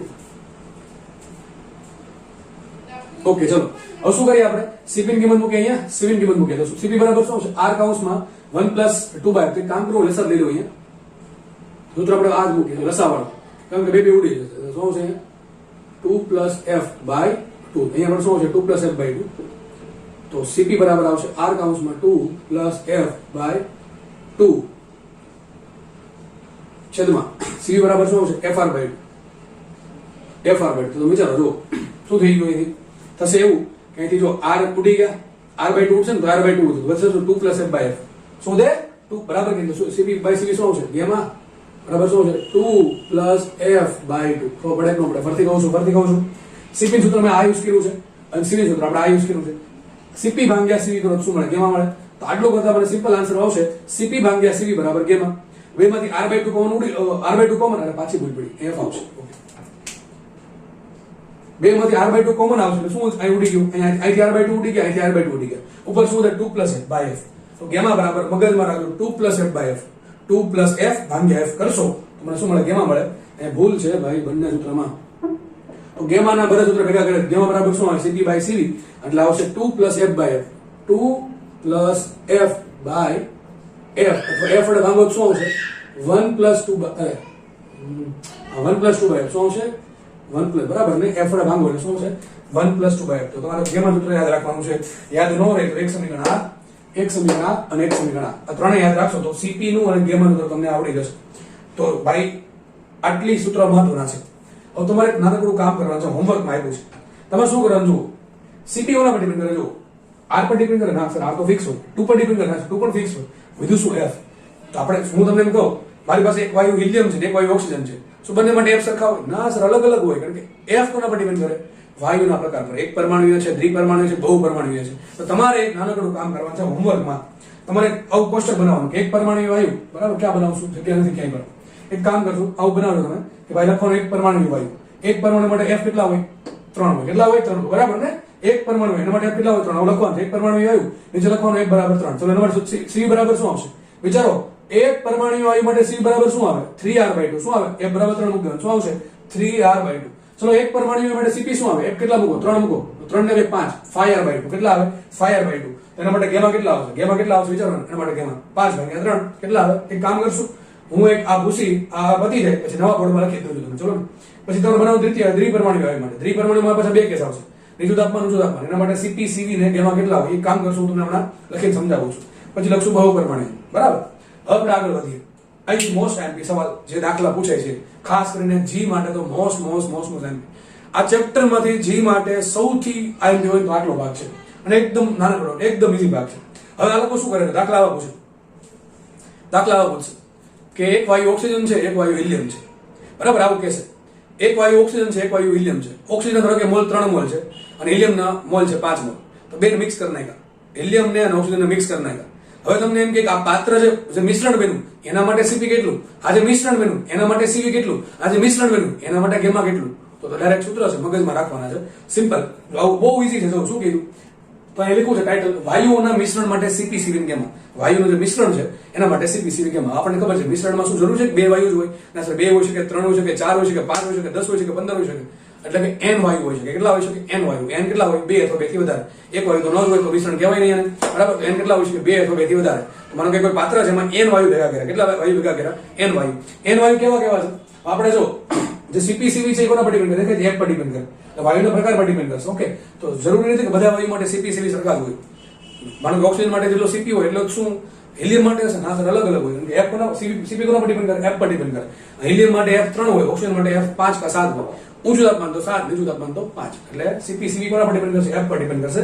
અને એફ કોના પર ડિપેન્ડ કરે? વાયુના પ્રકાર પર. એક પરમાણુય છે કે દ્વિપરમાણુય છે કે બહુપરમાણુય છે. ઓકે, તો હવે આપણે ભણીએ વાયુના મિશ્રણ માટે સીપીસીવી અને ગેમા. ટૂંકમાં મિશ્રણનો સીપી કેટલો, મિશ્રણનો સીવી કેટલો અને મિશ્રણનો ગેમા કેટલો. તો બહુ ઈઝી વસ્તુ. માનો કે એક પેલો વાયુ છે, એ વાયુના મોલ છે μ1 મોલ.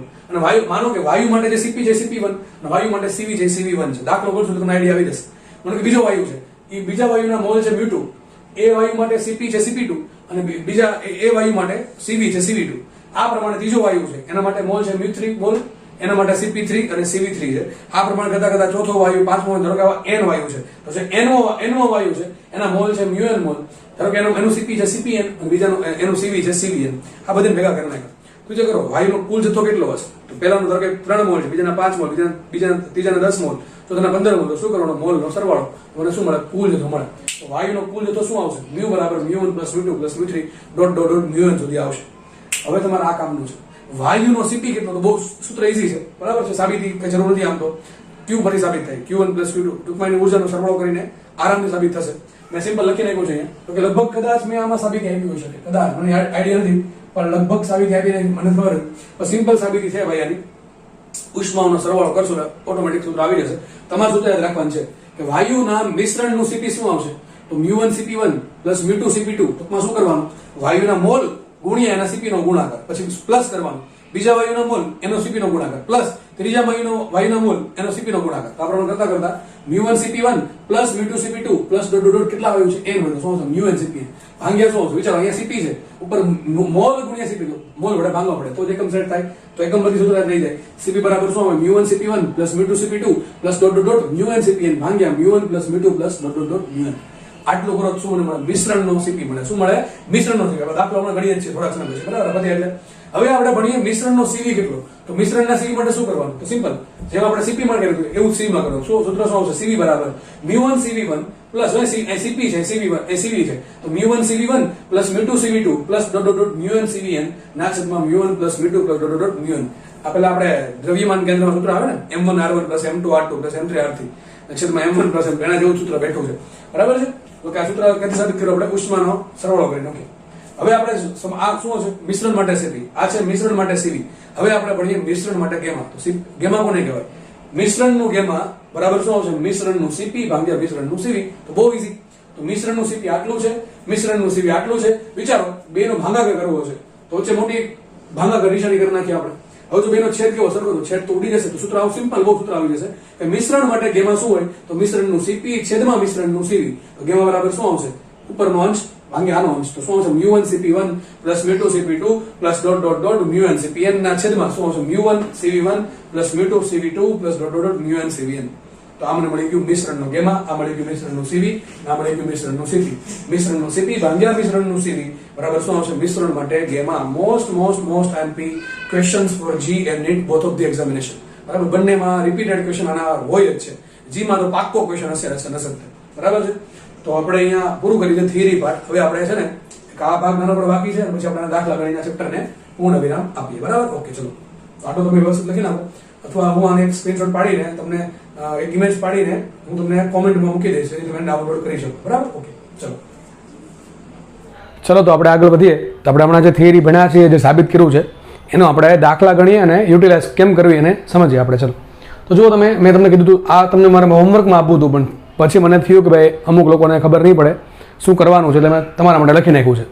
આપણે હમણાં ભણ્યા કે સીવી બરાબર શું હોય? FR/2. સીપી શું હોય? R કાઉન્સમાં 2 + F/2. અને ગેમા શું હોય? બેનો ભાગાકાર સીપી ભાગ્યા સીવી. સૂત્ર શું છે? 2 + F/F. શું છે? 2 + F/F. હવે આપણે આની આગળના લેક્ચરમાં જોયો હતો કે એ હવે આપણને ખબર પડી કે સીપી, સીવી અને ગેમા ત્રણે કોના પર ડિપેન્ડ કરે? F પર. તો મારી પાસે જો F ની વેલ્યુ આવી જાય તો મને સીપી, સીવી અને ગેમા ત્રણેય મળી જાય. પણ આપણને ખબર છે કે F ની જે છે મુક્તતાના અંશ કોના પર ડિપેન્ડ કરે? વાયુના પ્રકાર પર.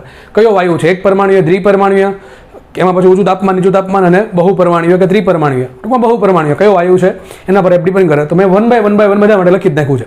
તો આપણે એટલી ખબર છે કે એક પરમાણુય વાયુઓ છે, એક પરમાણુય વાયુ. એને એક્ઝામ્પલ શું હોય? હિલિયમ હોય, આર્ગોન, ઝેનોન, આ બધા વાયુઓ એક પરમાણુય છે. ટૂંકમાં સિંગલ એનો જે મોલેક્યુલ છે બરાબર એ અસ્તિત્વ ધરાવતો હોય તો એક પરમાણુય વાયુ. તો એના શું છે? એના માટે મુક્તના અંશ 3 છે, આપણને ખબર છે. રેખીય ગતિના 3 હોય, ચા ગતિના 0, કંપનના 0, એટલે કુલ કેટલા આવે? 3 આવશે.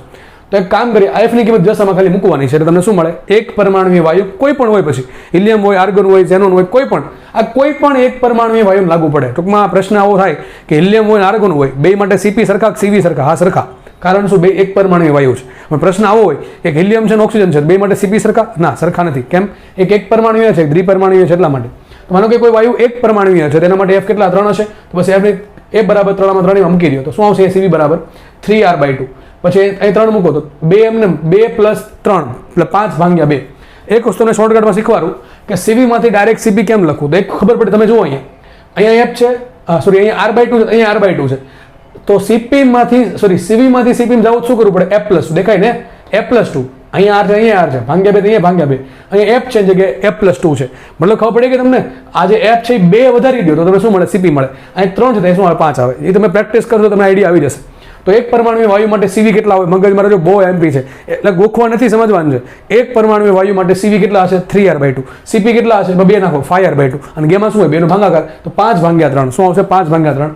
5/3 કરો લગભગ આવશે આન્સર 1.66666. એટલે આપણે લગભગ લઈએ 1.67 મેક્સિમમ. યાદ રાખજો, પ્રશ્ન પૂછાય કે નીચેનામાંથી કયા વાયુ માટે ગેમા સૌથી વધારે? શું આન્સર આવે? એક પરમાણુ વાયુ. આને જ કેમ મેક્સિમમ? કારણ કે એનું સીપી મોટું, સીવી એ પ્રમાણે છે. બરાબર છે. બાકીના જોશું કેટલો આંકડો આવે છે, ગોખવા નથી જરૂર, આ ખબર પડી જશે કેમ મેક્સિમમ આવ્યું. બરાબર, ઓકે ચલો. તો તમને ખબર પડી ગઈ કે ભાઈ અલગ અલગ વાયુ માટે સીપી, સીવી અને ગેમા કઈ રીતે મળે? F ની વેલ્યુ નક્કી કરીને F ની કિંમત નક્કી કરો અને ત્રણેય સૂત્રમાં મૂકો, તમને સીપી, સીવી ને ગેમા મળશે. ચલો આપણે આગળ વધીએ.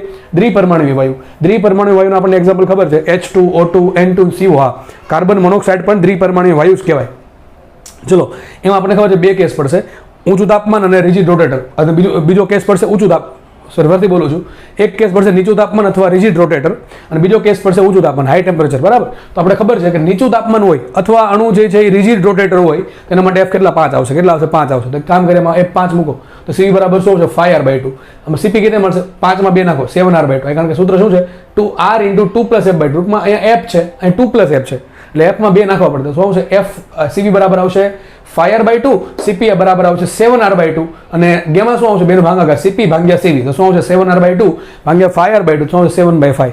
2 વડે ગુણો, 2 વડે ભાંગો, શું આવશે? 14/10. કેટલો ગેમા આવશે? 1.4. તો જો અહીંયા ગેમા કેટલો હતો? 1.67. અહીંયા કેટલો ગેમા છે? 1.4. તો ઘટ્યો કે નહીં? ઘટ્યો છે. ઓકે ચલો, હવે આપણે દ્વિપરમાણુયમાં બીજો કેસ લઈએ, ઊંચું તાપમાન.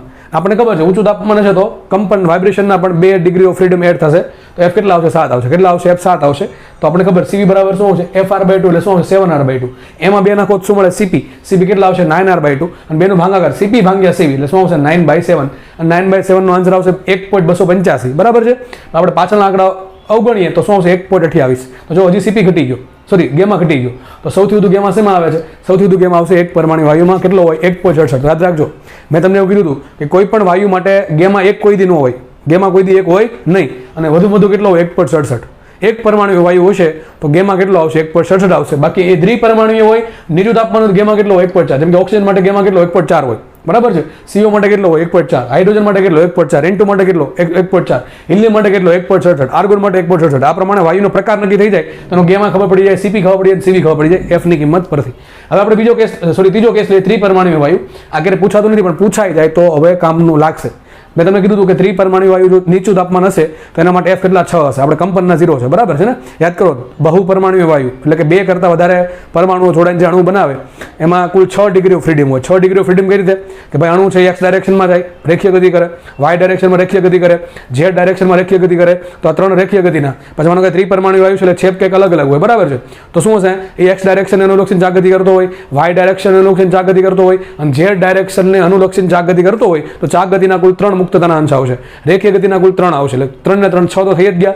કંપનના હોય પણ શકે ના પણ હોય. માનો કે ત્રિપરમાણુ વાયુ છે, જેમ કે કયું એક્ઝામ્પલ આવે CO2, કયો આવશે CO2, બરાબર છે.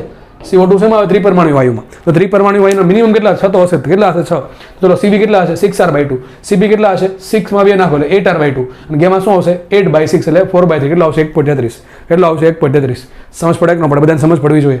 તો કદાચ આવો પ્રશ્ન પૂછાય કે ભાઈ CO2 માટે ગેમા કેટલો હોય તો 1.33, પણ ક્યારે એનું તાપમાન નીચું હોય તો અથવા એને કંપન ન ગણીએ તો. કોમન સેન્સમાં કેવું હોય આપણે કે બહુપરમાણુય વાયુ માટે CP CV ને ગેમા કેટલા, તો આપણને ખબર છે બહુપરમાણુ વાયુ માટે F કેટલા હોય 6 + F'. આ F' શું છે, કંપનના ડિગ્રી ઓફ ફ્રીડમ, જે અલગ અલગ વાયુ માટે અલગ અલગ હોય અને તાપમાન પર ડિપેન્ડ કરે. ચર્ચા નથી પડવું આપણે. તો F બરાબર શું છે 6 + F'. હવે કાંઈ નથી કરવાનું, આ F બરાબર 6 + F' ની કિંમત અહીંયા મૂકવાની છે. તો ચલો CV બરાબર શું સૂત્ર શું હોય CV નું FR/2. F કેટલા મૂકશું 6 + F', તો 6 + F' R/2. ઓકે. CP કેટલા મૂકશું, તમે 2 એડ કરી દઈએ તો 6 + F' માં 2 નાખો તો શું આવશે 8 + F', બરાબર ને. 6 + F' છે એમાં 2 ઉમેરી દો તમને શું મળે CP મળે. સૂત્ર છે 2 + F/2 અને 2 + F માં F કેટલા મૂકો 6 + F', તો CP કેટલા આવશે 8 + F' R/2. હવે CP ભાગ્યા CV કરો તો શું આવશે, જો R/2 બે બધી કોમન નીકળી ગયા તો શું આવશે 8 + F' ના છેદમાં 6 + F'. સૂત્ર શું આવશે 8 + F' ના છેદમાં 6 + F'. અહીંયા એક સૂત્ર આવ્યું, વિચારો F' બરાબર 0 મૂકો. F' શું છે, કંપનના વાઇબ્રેશનના ડિગ્રી ઓફ ફ્રીડમ. માનો કે વાયુનું તાપમાન બહુ નીચું છે તો કંપન બહુ એટલું બધું ડોમિનન્ટ નહીં હોય, બહુ ઓછું હશે. આપણે અવગણીએ તો F' બરાબર 0 મૂકો તો શું આવશે 8/6. એ જ કર્યું છે અહીંયા. એટલે શું એવું ગેમમાં 1.33. પણ નોર્મલી કોઈ પણ કેસ માટે બહુપરમાણુય વાયુ છે, બરાબર છે, એના માટે કંપન હોય કે ન હોય કોઈ પણ કેસમાં ગેમમાં કેટલો હશે 8 + F'/6 + F'. તો આ કામ તમારે ઘરેથી કરવાનું, મેં તમને કરી દીધું છે. હવે આપણે ગણીએ દાખલો. મોસ્ટ આઈએમપી ક્વેશ્ચન એક જ દાખલા વારે રિપીટ થાય છે. રકમમાં ખાલી આંકડા ચેન્જ કરે, બાકી બધી વસ્તુ સરખી. એક ક્વેશ્ચન સોલ્વ કરીએ એટલે બહુ મજા આવી જાય. ચલો શું ક્વેશ્ચન છે જુઓ. 5 મોલ નાઇટ્રોજન વાયુ અને 3 મોલ હિલિયમ વાયુ ના મિશ્રણનું CP CV ગેમા શોધો. બહુ ઈઝી ક્વેશ્ચન. શું કહે છે, 5 મોલ નાઇટ્રોજન છે 3 મોલ હિલિયમ છે, બેને ભેગા કરી નાખ્યા તો જે મિશ્રણ બન્યું એ મિશ્રણ માટે CP કેટલું, એ મિશ્રણ માટે CV કેટલું, એ મિશ્રણ માટે ગેમા કેટલું. તો હમણાં તમને સૂત્ર આપ્યું હતું, CP સૂત્ર શું આવશે CP બરાબર, અને મોટા ભાગે 2 જ વાયુ આપે, 3 આપે, 4 આપે, તમને સૂત્ર આવડે છે. 2 વાયુ માટે સૂત્ર શું આવશે μ1 CP1 + μ2 CP2 છેદમાં μ1 + μ2. CV નું સૂત્ર શું આવશે μ1 CV1 + μ2 CP2 છેદમાં μ1 + μ2. અને ગેમા સૂત્ર શું આવે CP ભાગ્યા CV, અથવા સૂત્ર આવું આવે ગેમા બરાબર μ1 CP1 + μ2 CP2 છેદમાં μ1 CV1 + μ2 CP2. ટૂંકમાં 100 વાત ને એક વાત, CP CV કે ગેમા શોધવો હોય તો મારે 4 વસ્તુ જોશે, સોરી 6 વસ્તુ જોશે. આમ તો હા 6 વસ્તુ, μ1 જોશે, CP1 જોશે, μ2 જોશે, CP2 જોશે, CV1 જોશે, CV2 જોશે, બરાબર. 6 વસ્તુ જોશે. ચલો એક કામ કરીએ, 2 વસ્તુ રકમ આપી દીધી μ1 ને μ2. એક કામ કરું, નાઇટ્રોજન છે ને હું 1 કહીશ અને હિલિયમ છે ને 2 કહીશ. ચલો તારે લખ્યું છે નાઇટ્રોજન માટે તો 5 મોલ નાઇટ્રોજન છે અને મોલ કેટલા μ1 બરાબર 5 આવી ગયા. હવે મારે નાઇટ્રોજન માટે શું નક્કી કરવાનું છે CP1 અને CV1. શું નક્કી કરવાનું છે CP1 ને CV1. નાઇટ્રોજન કયો વાયુ છે, દ્વિપરમાણુ વાયુ. દ્વિપરમાણુ વાયુ માટે F કેટલા હોય 5 હોય. તમને સૂત્ર આવ્યું હતું CV1 બરાબર, CV સૂત્ર શું આવે FR/2. એમાં કેટલા મૂકશું 5. આજ ભાઈ લાગુ પડશે આજ. નાઇટ્રોજન ક્યાં અહીંયા દ્વિપરમાણુમાં આવે, એના માટે CV કેટલું હોય 5R/2, CP કેટલું હોય 7R/2. તો આપણે લખવું છે CV1, આ 1 કોનામાં છે નાઇટ્રોજન છે પહેલો નંબર, એટલે તો CV1 બરાબર શું આવશે 5R/2, CP1 શું આવશે 7R/2 અને μ1 કેટલા આવશે 5. ઘણા ગેમા શોધી નાખે. અરે ગેમાની જરૂર નથી ભાઈ, બરાબર. સૂત્રમાં જરૂર કોની છે μ1 ની μ2 ની, CP1 ની CV1 ની, CP2 ની CV2 ની. ઓકે, તો આપણને CV1 મળી ગયા કેટલા 5R/2, નાઇટ્રોજન દ્વિપરમાણુ છે એટલે CP1 કેટલા મળ્યા 7R/2 અને μ1 કેટલા મળ્યા 5. બધી કિંમત આમાં મૂકી દેશું આપણે. હજી એક કામ કરીએ, કારણ કે હવે દાખલો ગણવા માટે CP2 અને CV2 ની કિંમત જરૂર પડશે. એ આપણને અહીંથી મળશે 3 મોલ હિલિયમ. હવે 3 મોલ હિલિયમ, એમાં હિલિયમ છે એ શબ્દ કયો છે, સોરી કયો વાયુ, એક પરમાણુ તો લખો અહીંયા એક પરમાણુ વાયુ. એક પરમાણુ વાયુ માટે F કેટલા 3 હોય તો CV2, જો CV2 આ 2 શેના માટે છે હિલિયમ માટે છે, અને આપણે 1 નંબર આપ્યો અને 2 નંબર આપી દીધી. એક કામ કરીએ લાઈન ડ્રો કરી દઉં. ઓકે ચલો, તો હિલિયમ માટે શું આવશે વિચારો, CV2. તો હિલિયમ એક પરમાણુ વાયુ, એક પરમાણુ વાયુ માટે CV કેટલા 3r/2, CP કેટલા 5r/2, તે જ લખ્યું છે. CV2 શું છે 3r/2, CP2 શું છે 5r/2, અને મોલ કેટલા આપ્યા 3 આપ્યા. કેટલા આપ્યા મોલ 3 આપ્યા. બધી વસ્તુ મળી ગઈ 1 2 3 4 5 6. ચલો આપણે મૂકીએ કિંમત આમાં કિંમત મૂકીએ તો મિશ્રણનો CP શું હોય સૂત્રમાં કિંમત મૂકીએ. બસ જો કેટલી દાખલી છે દાખલા તમારે શું કરવાનું ખબર છે, 4 વસ્તુ શોધવાનું રહેશે. CV1 CP1 CV2 CP2. એ કોના પર ડિપેન્ડ કરશે, વાયુના પ્રકાર પર. કોના પર ડિપેન્ડ કરે, વાયુના પ્રકાર પર ડિપેન્ડ કરશે. ઓકે, તો આપણે દાખલો ગણીએ હવે. તો મિશ્રણ માટે CP સૂત્ર શું આવે, μ1 CP1 + μ2 CP2 છેદમાં μ1 + μ2. કામ કરીએ, μ1 કેટલા આપ્યા, તો μ1 આપણને આપ્યા 5 ગુણ્યા CP1 કેટલા આપ્યા 7r/2 પ્લસ એમને μ2 કેટલા આપ્યા, μ2 આપ્યા આપણને 3 ઇન્ટુ CP2 એટલે કેટલા આપ્યા 5r/2. કિંમત મૂકીને છેદમાં μ1 + μ2. μ1 છે 5 + 3 8, બરાબર છે. સાદુરૂપ સિમ્પલ આપ્યું છે, 7 × 35 અને 3 × 15. 35 ને 15 થશે 50, 50r ને 2 લીધા છેદમાં 8 × 2 16. તો 50r / 16, 2 વડે છેદ ઉડાડો શું હશે 25r/8. તો મતલબ ખબર પડી ગઈ આપણને કે મિશ્રણ માટે CP કેટલો હશે 25r/8. આ મિશ્રણનો CP આવ્યો. 5 મોલ નાઇટ્રોજન અને 3 મોલ હિલિયમ વાયુનું જે મિશ્રણ બનશે એ મિશ્રણનું તાપમાન તમારે 1 ડિગ્રી સેન્ટીગ્રેડ વધારવું હોય 1 મોલ જથ્થાનું, તો આટલી ઉષ્મા આપવી પડે એને અચલ દબાણે 25r/8 સોરી. આનો મિનિંગ આવો થાય. હવે આપણે શોધીએ CV. શું શોધીએ, મિશ્રણનું CV. તો મિશ્રણનો CV સૂત્ર શું હોય, μ1 CV1 + μ2 CV2 છેદમાં μ1 + μ2. તો μ1 મૂક્યા 5, CV1 મૂક્યા 5r/2 પ્લસ એમને μ2 મૂક્યા 3, CV2 મૂક્યા 3r/2 ભાગ્યા 5 + 3. સાદુરૂપ આપો તો શું આવશે, 5 × 5 = 25 અને 3 3 × 9 તો 25 9 થાય 34. તો 34r/2 ગુણ્યા 8, આ 2 છેદમાં કરી નાખાય 8 × 2 16. 2 વડે ઉડાડો છે તો શું આવે 17r/8. શું આન્સર આવે 17r/8. અને છેલ્લે આપણે મોસ્ટલી તમને એક જ પ્રશ્ન પૂછે, તો આ જ પૂછે વધારે દાખલો જે પૂછે ને તમને જીમાન નીટમાં એમાં આ બે નહીં પૂછે. ક્યારેક તમને આવું પૂછે ખાલી CP શોધો, ક્યારેક પૂછે CV શોધો, ક્યારેક મોટા ભાગે આ પૂછે ગેમા શોધો. આ દાખલામાં તમને ત્રણેય વસ્તુ શોધવાની નહીં પૂછે, તો મેં તમને જસ્ટ પૂછેલું છે, તમને આઈડિયા આવે કે દાખલો કેમ ગણવાનો. પણ દાખલામાં તમને કોઈ એક વસ્તુ પૂછે, કાં તો CP પૂછે, કાં CV પૂછે, અને કાં તો ગેમા પૂછે. 99.99% કેસમાં ગેમા જ પૂછશે. અને ગેમા પૂછે સૂત્ર શું આવે, આ છેદ ટૂંકમાં ઉડી જશે. μ1 ગેમા કોને કહેવાય, CP ભાગ્યા CV ને. હવે એના છેદ તોરખા છેદ ઉડી જશે તો ગેમા સૂત્ર શું આવે, μ1 CP1 + μ2 CP2 છેદમાં μ1 CV1 + μ2 CP2. ટૂંકમાં દાખલો એટલો તો હરકો જ છે. CP પૂછે, CV પૂછે, ગેમા પૂછે, આટલું તો ગણવું જ પડશે. બાકી પછી જે જેના સૂત્રમાં કિંમત મૂકવાની છે. અહીંયા ગેમાં આખું સૂત્ર આપણે મૂકવું નહીં પડે, કારણ કે શું CP ભાગ્યા CV કરો તો ગેમાં જ મળે, બરાબર. તો શું આવશે આન્સર 25r/8 અને 17r/8. r/8 ઉડી ગયા, શું વધે 25/17. આ જવાબ 25/17 આન્સર આવે. હવે અહીંયા છે ને CV ગણવાનો એક શોર્ટકટ છે. માનો તમે CP શોધી નાખ્યું કે મિશ્રણનું CP કેટલું છે 25r/8. આ CP CV છે કયા, મોલર છે. કયા છે, મોલર. આપણને ખબર છે કોઈ પણ પ્રક્રિયા હોય હંમેશા મિશ્રણ હોય કે એક વાયુ હોય 5 વાયુ હોય, હંમેશા સૂત્ર સાચું કયું, CP - CV = R. કોઈ સૂત્ર સાચું, CP - CV = R. માનો કે તમે પહેલા CP શોધી નાખ્યું છે તો તમને CV મળે કે ન મળે, સર આમે મળશે અને આમે મળશે. આ શોર્ટકટ છે. CV બરાબર શું લખાય, CV બરાબર લખાશે CP - R. હવે CP તમને મળી ગયા, મળી ગયા. કેટલા છે CP 25r/8. તો મૂકી દીધું અહીંયા CV = CP - R. તો CP મૂક્યા 25r/8. જો CP બહુ જરૂરી છે. ટૂંકમાં CP અને CV માંથી તમને કોઈ એક મળે તો બીજું તમે આ સૂત્ર મૂકીને નહીં શોધો તો ચાલશે. આ સૂત્ર મૂકશો તો ચાલશે. કયું સૂત્ર, CP - CV = R. તો આપણે કામ કરીએ, CP બરાબર શું મૂક્યા મેં, CP - R. CP કેટલા મૂક્યા 25r/8 -R 8 નો લસા લ્યો તો શું આવશે 25r - 8r. 25 માંથી 8 ગણો શું વધે 17. તો શું આન્સર આવશે, CV = 17r/8. એ જ આન્સર અહીંયા છે. તમે સૂત્ર મૂકીને CV ની કિંમત લાવો, અથવા સિમ્પલ સૂત્ર મૂક્યું CP - CV = R ની કિંમત લાવો તો પણ તમને દાખલો સોલ્વ થઈ જશે, બરાબર છે. ઘણા શું કરે, પહેલા CV શોધી નાખે તો કાંઈ નહીં, CV મળી ગયું તો CP મળી જશે આ સૂત્ર પરથી. અને આપ CP ન શોધો તો આ સૂત્ર મૂકીને CP શોધી શકો છો. ટૂંકમાં તમે કોઈ એક ઓપ્શન તમારી પાસે રહેશે, કા સૂત્ર મૂકો કા સૂત્ર મૂકો, તમને આન્સર આવશે, બરાબર છે. ઓકે, તો આપણે અહીંયા 2 દાખલા તમને મેં હોમવર્કમાં આપ્યા છે. જુઓ, એક દાખલો છે, ક્વેશ્ચન વાંચી નાખું છું. 7 મોલ ઊંચા તાપમાને H2. જો H2 છે દ્વિપરમાણુય છે, ઊંચું તાપમાન છે, મતલબ કે એના F કેટલા 7 હશે, તો ટૂંકમાં આ સૂત્ર યુઝ થશે. CV લેવાના 7r/2, CP લેવાના 9r/2, બરાબર છે. ટૂંકમાં તમે CV1 કહી દેજો અને કહી દેજો CP1. અને μ1 કેટલા આપ્યા 7 મોલ. હાઇડ્રોજનનું કામ ખેલ ખતમ થઈ ગયો. અને આગળ લખે છે 2 મોલ આર્ગોન. 2 મોલ આર્ગોન શેમાં આવે, એક પરમાણુ એમાં સૂત્ર બધા જ લાગુ પડતો. CV1 બરાબર સોરી CV2 આટલા આવશે, આજ CV2 આટલા, CP2 આટલા, અને μ કેટલા આવશે 2 મોલ આવશે, μ2, બરાબર છે. મિશ્રણ માટે CP CV ને ગેમા શોધવા છે. આરામથી તમારો આન્સર આવશે. અને આન્સર કોમેન્ટમાં લખી નાખો. મારી ચેનલ પર કોમેન્ટ અવેલેબલ હશે, એમાં લખો, બરાબર. ઈચ્છા થાય તો ઇટ્સ અપ ટુ યોર ચાહત, તમારી ચાહત જાગે તો. ઓકે, નેક્સ્ટ ક્વેશ્ચન સોલ્વ કરીએ. 4 મોલ હિલિયમ વાયુ અને 6 મોલ CO2. જો CO2 છે, CO2 શેમાં આવે, એક પરમાણુય, દ્વિપરમાણુય, બહુપરમાણુય. એટલે આપણે કહેવાય કયું એક્ઝેક્ટલી ત્રિપરમાણવીય. કયો કહેવાય? ત્રિપરમાણવીય. આગળ લખ્યા છે 4 મોલ હિલિયમ અને 6 મોલ CO2 વાયુનું મિશ્રણ ઓરડાના તાપમાને છે. ઓરડાના તાપમાન મતલબ કે નીચું તાપમાન. તો આપણને ખબર છે ત્રિપરમાણવીય વાયુ માટે અથવા બહુપરમાણવીય વાયુ માટે નીચા તાપમાને F કેટલા હોય? 6 હોય. કેટલા હોય? F 6 હોય. બરાબર છે. કેટલા હોય? F 6. તો તમારે અહીંયા શું આવશે? આને તમે શું કહેજો? 4 મોલને કહેજો μ1. હિલિયમ માટે CV1 આવશે કેટલા? CV1 3R/2, CP1 આવશે 5R/2, μ1 કેટલા આવશે? 4 મોલ આવશે. CO2 2 નંબર આપો તો CO2 માટે μ2 કેટલા આવ્યા? મોલ આવ્યા 6 મોલ. પછી શું લેવાનું? CV2 આવશે 6R/2, CP2 આવશે 8R/2. બધું મળી ગયું. આમાં કિંમત મૂકો. CP1 માં CV1, CP માં CV માં અને ગેમામાં. સોરી, અહીં ખાલી ગેમા જ પૂછ્યો છે. શું પૂછ્યું? ગેમા બરાબર શું આવે? સોરી, ગેમા બરાબર શું આવશે? μ1 CP1 પ્લસ μ2 CP2 છેદમાં μ1 CV1 પ્લસ μ2 CV2. આમાં CP અને CV શોધવાની જરૂર નથી. આ દાખલામાં CP CV અલગથી શોધવાની જરૂર છે નહીં. તમારે ખાલી કેવું મૂકી દેવું? ગેમા બરાબર μ1 CP1 પ્લસ μ2 CP2 છેદમાં μ1 CV1 પ્લસ μ2 CV2. ટૂંકમાં 1 2 3 4 વેલ્યુ નક્કી કરવાની છે. 1 કહી દેવું હિલિયમને અને 2 કહી દેવું કાર્બન ડાયોક્સાઇડને, CO2 ને. તમને એનો ગેમા મળી જશે. તો દાખલા આવા 100% આવડવા જોશે. રોકડા માર્ક 4 માર્ક છે. બરાબર છે. પણ લાંબા સમય સુધી પ્રોસેસ યાદ રહેવી જોઈએ. થશે એવું અત્યારે મજા આવશે દાખલા કરવાની, 1 મહિનો યાદ રહેશે. પછી કદાચ ધીમે ધીમે રિવિઝન નહીં કરો, ધીમે ધીમે ભૂલાતું જશે અને જે આવડે છે એ નહીં આવડે. બરાબર છે.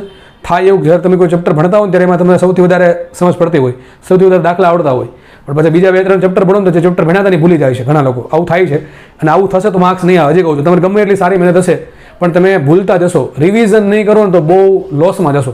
એના કરતાં બેટર છે જોવું જ નહીં કાંઈ, નીટ જ ના કરવું, જીદ ના કરવું, કંઈ ના કરવું, સિમ્પલ. એનું પરીક્ષા આપી દેવી. એ તો કંઈ ઓપ્શન નથી, એ તો કંઈ રસ્તો નથી. એના માટે સાયન્સ લીધું નથી આપણે કંઈક સાયન્સ સારી કોલેજમાં એડમિશન મળે, તમારા ડ્રીમ્સ તમારા પેરેન્ટ્સના પૂરા થાય એના માટે તમે સાયન્સ લીધું છે. બરાબર. તો ભાઈ રિવિઝન જરૂરી છે. એક શબ્દ બહુ જરૂરી છે, રિવિઝન. વિઝન છે પણ આગળ રી છે. રિવિઝન. એક વખત વિઝન કરી નાખ્યું છે, જોઈ લીધું છે અને પાછું રિવિઝન કરો. રિવિઝન કેળા કરો. હવે રિવિઝનમાં કેટલો સમય લાગે આપણા પાસે? શરૂઆતમાં વધારે વાર લાગે. ધીમે ધીમે એક ચેપ્ટર પકડો તો અડધી કલાકમાં સોલ્વ થઈ જાય આખું ચેપ્ટર. બરાબર. પેજ જ ફેરવવાના રહે કારણ કે એટલું બધું રિવિઝન કરવું હોય છે આપણે. તો રિવિઝન જરૂરી છે. બરાબર છે. ઓકે, ચલો.